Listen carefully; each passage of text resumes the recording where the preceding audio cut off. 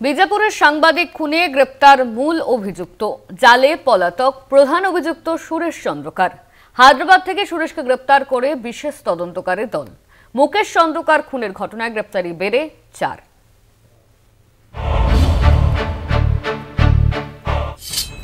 ছত্তিশগড়ের সাংবাদিক মুকেশ চন্দ্রকারের খুনের ঘটনায় এবার গ্রেপ্তার মূল অভিযুক্ত, পুলিশের জালে পলাতক প্রধান অভিযুক্ত সুরেশ চন্দ্রকার। দুদিন নিখোঁজ থাকার পর এক ঠিকাদারের বাড়ির সেপটিক ট্যাঙ্ক থেকে উদ্ধার করা হয় সাংবাদিকের দেহ। যে ঠিকাদারের বাড়ি থেকে দেহ উদ্ধার হয়েছিল তাকেই হায়দ্রাবাদ থেকে গ্রেপ্তার করল পুলিশ। প্রাথমিকভাবে জানা গিয়েছে নিজের গাড়ি চালকের বাড়িতে লুকিয়েছিলেন তিনি। পুলিশ সূত্রে খবর, সাংবাদিক খুনের ঘটনায় মূল অভিযুক্ত সুরেশই। ঘটনার পর থেকে খোঁজ পাওয়া যাচ্ছিল না সুরেশের। প্রায় 200টি সিসি ক্যামেরার ফুটেজ খতিয়ে দেখা হয়, 300টি মোবাইল নম্বর ট্র্যাক করা হয়। এরপরই খোঁজ পাওয়া যায় মূল অভিযুক্ত সুরেশের। খুনের কারণ জানতে সুরেশকে জিজ্ঞাসাবাদ পুলিশের। ছত্তিশগড়ের কাঁকের জেলা থেকে গ্রেপ্তার সুরেশের স্ত্রীকেও জিজ্ঞাসাবাদ করে পুলিশ। एसआईटी टीम के द्वारा पत्रकार साथी मुकेश चंद्रकर के हत्या की घटना में शामिल फरार आरोपी सुरेश चंद्रकर की देर रात हैदराबाद में हिरासत में लिया गया। साथ ही साथ इस प्रकरण में अब तक सुरेश चंद्रकर के अलावा 3 आरोपियों की गिरफ्तारी पहले ही की जा चुकी है, जिसमें रितेश चंद्रकर, दिनेश चंद्रकर एवं महेंद्र रामटेके शामिल हैं। साथ ही साथ मामले में विस्तृत पूछताछ की जा रही है। সাংবাদিকের দেহের ময়নাতদন্তের যে রিপোর্ট প্রকাশ্যে এসেছে তাতেও খুন করার ইঙ্গিত মিলেছে। মুকেশ চন্দ্রকার খুনের ঘটনায় বাড়ছে গ্রেপ্তারের সংখ্যা। খবর করতে গিয়েই কি প্রাণ গেল তরুণ সাংবাদিকের, নাকি ঘটনার পিছনে রয়েছে অন্য কোনো রহস্য? শুরু হয়েছে রাজনৈতিক তরজাও।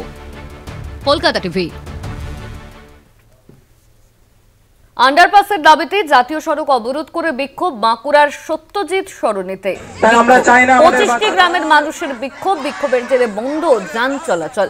সেই ছবি আপনারা দেখতে পাচ্ছেন, বিক্ষোভের জেরে বন্ধ যান চলাচল। বাঁকুড়ার সত্যজিৎ সরণিতে বিক্ষোভ দেখাচ্ছেন গ্রামবাসীরা।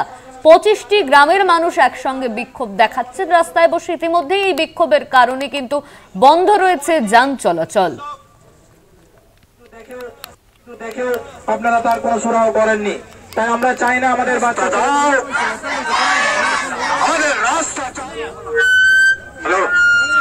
এভাবে পারাপার করতে পারবো না। আমরা দেখেছি একজন কৃষক। এই নিয়ে আমরা বিস্তারিত জানবো। আমাদের সঙ্গে ফোন লাইনে রয়েছেন আমাদের প্রতিনিধি স্বরূপ গঙ্গোপাধ্যায়। স্বরূপ, আন্ডারপাসের দাবিতে জাতীয় সড়ক অবরোধ করে বিক্ষোভ দেখাচ্ছেন বাঁকুড়ার বাসিন্দারা। 25টি গ্রামের মানুষজন একসঙ্গে রয়েছেন, তাদের কি দাবি? এই মুহূর্তে কি বিক্ষোভ উঠেছে? যান চলাচল স্বাভাবিক? বাঁকুড়ার বিষ্ণুপুর স্টেশন লাগোয়া সত্যজিৎ সরণি রয়েছে। সেই সত্যজিৎ সরণির মোড়ে 7 নম্বর জাতীয় সড়ক অবরোধ করে প্রবল বিক্ষোভ দেখাচ্ছেন প্রায় 20 থেকে 25টি গ্রামের মানুষ। এই মুহূর্তে জাতীয় সড়ক অবরোধ তুলে নিয়ে তারা বাঁকুড়া স্টেশন বিষ্ণুপুর স্টেশনের 1 নম্বর প্ল্যাটফর্মে এসে তারা বিক্ষোভ দেখাচ্ছেন। মূলত যে সমস্যার সম্মুখীন হয়েছেন 20 থেকে 25টি গ্রামের মানুষ, সাধারণ মানুষ থেকে ছাত্রছাত্রীরা। কারণ সম্প্রতি রেলের ওভারব্রিজ তৈরি হয়েছে, সেই উড়ালপুল দিয়ে যাতায়াত করছে বাস গাড়ি জাতীয় সড়ক ধরে।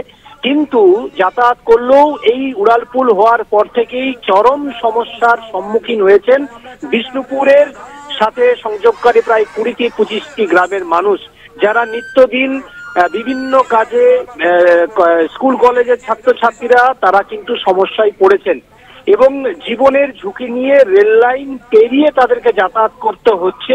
তার ফলে যে কোনো সময়ে দুর্ঘটনা ঘটতে পারে এমন আশঙ্কার কথাও তারা বলছেন। কিন্তু তারা এই বারবার দাবি তুলেছিলেন যে আন্ডারপাস একটা দরকার, কারণ বিষ্ণুপুর শহর লাগোয়া যে গ্রাম রয়েছে, যে বহু মানুষের বসবাস রয়েছে, তাদেরকে নিত্যদিন যাতায়াত করতেই ওই উড়ালপুল দিয়ে যাতায়াত করা তাদের পক্ষে সম্ভব নয়। তারা আন্ডারপাসের দাবি তুলেছেন, তারা প্রশাসনের কাছে জানিয়েছেন, রেল দপ্তরের কাছে জানিয়েছেন, কিন্তু সুরাহা হয়নি। কিন্তু শেষমেশ তারা আজকে সকাল থেকেই বিষ্ণুপুর স্টেশন লাগোয়া যে জাতীয় সড়ক রয়েছে সত্যজিৎ মোড়, সেখানে তারা অবরুদ্ধ করেন। সেখানে সামিল হন ছাত্রছাত্রীরা। দীর্ঘক্ষণ ধরে অবরোধ করার পর জাতীয় সড়ক অবরুদ্ধ হয়ে পড়ে এবং অবরোধ তুলে নেওয়ার পর সেখান থেকে তারা এসে হাজির হয়েছেন বিষ্ণুপুর স্টেশনের 1 নম্বর প্ল্যাটফর্মে। এখন এই মুহূর্তে বিষ্ণুপুর স্টেশনের 1 নম্বর প্ল্যাটফর্মে রেলের দরবার হয়েছেন তারা, রেল কর্তৃপক্ষের দরবার হয়েছেন তারা, এবং এখন এই মুহূর্তে 1 নম্বর প্ল্যাটফর্মে বিক্ষোভ দেখাচ্ছেন ছাত্রছাত্রী থেকে 20 থেকে 25টি গ্রামের মানুষজন। ধন্যবাদ তোমার স্বরূপ, আমাদের সঙ্গে ফোন লাইনে ছিলেন আমাদের প্রতিনিধি স্বরূপ গঙ্গোপাধ্যায়।